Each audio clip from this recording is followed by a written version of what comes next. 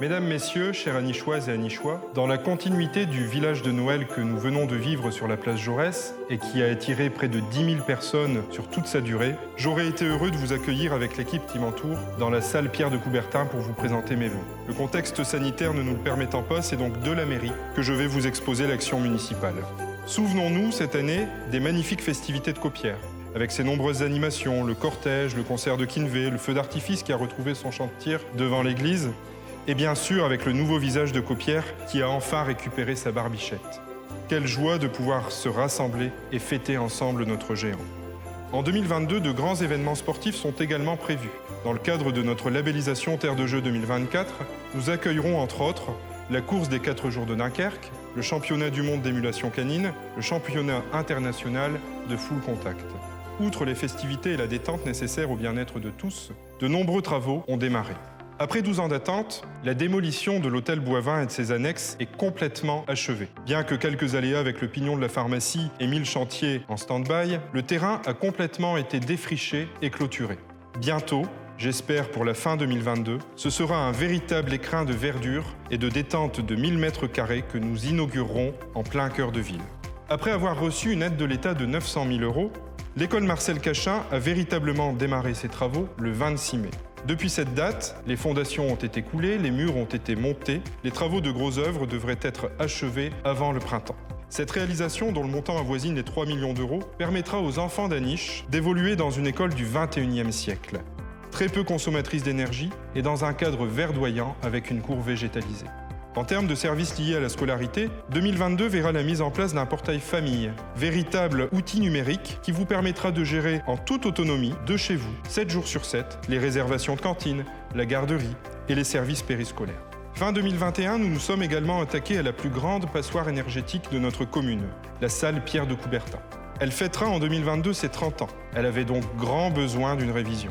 L'année qui vient de s'écouler a permis de sélectionner, en suivant le Code des marchés publics, un maître d'œuvre qui aura la lourde charge de rénover énergétiquement le bâtiment existant et de créer une extension de 500 m² réservée à la pratique de la gymnastique. 2021 a vu les rues d'Alsace et d'Omis être complètement reconstruites. Après de nombreux travaux liés aux concessionnaires de gaz et d'eau potable, ces 2 rues étaient devenues peu attrayantes. Suite à l'engagement que nous avons pris lors de la campagne municipale, j'ai souhaité un effacement total de tous les réseaux aériens, le remplacement de l'éclairage public par des LED, l'apport de matériaux qualitatifs, la sécurisation de la circulation et la végétalisation des espaces publics. Dans ce même quartier, nous engagerons en 2022 des démarches de reprise technique des concessions du cimetière du centre. En effet, ce cimetière n'est plus digne d'accueillir du public. En premier lieu, nous sécuriserons les sépultures dangereuses. Puis, petit à petit, nous récupérerons les sépultures abandonnées.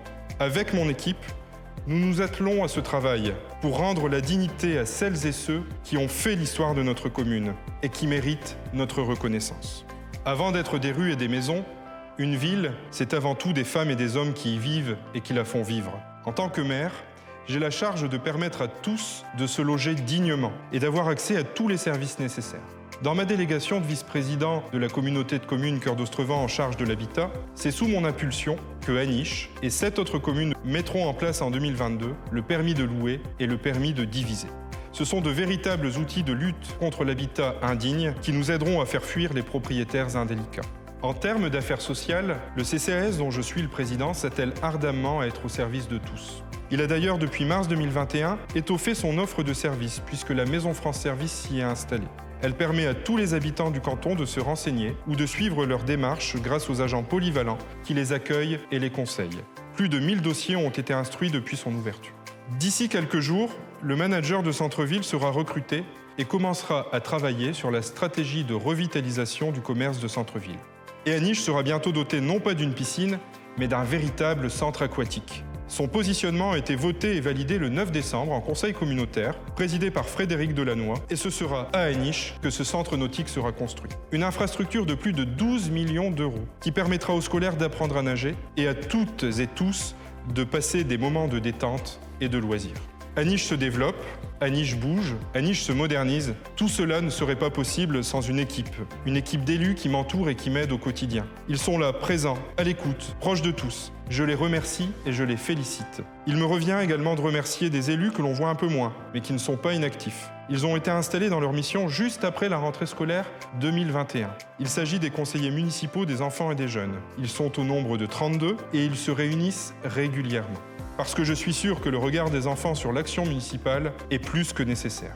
Enfin, aux côtés des élus, toute une équipe de techniciens, d'agents territoriaux sont présents. Ils sont plus de 150 à être à votre service. Ils conseillent, ils mettent en œuvre, ils travaillent dans l'ombre. À leur tête, une personne en particulier doit être honorée.